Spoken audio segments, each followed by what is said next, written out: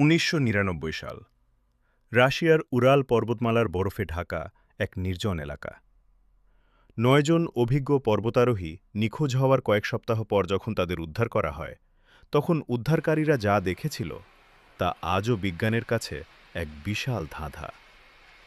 তাদের তাঁবুগুলো পাওয়া গিয়েছিল ভেতর থেকে ছুরি দিয়ে কাটা, যেন কোনো এক অশুভ আতঙ্কে তারা তড়িঘড়ি করে তাঁবু ছিঁড়ে বেরিয়ে এসেছিল।